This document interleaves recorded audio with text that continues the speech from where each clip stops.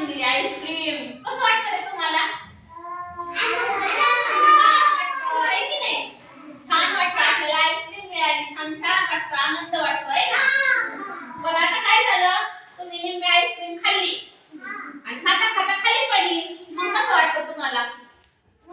वाईट वाटतं. कसं वाटतं? वाईट वाटतं. वाईट वाटतं.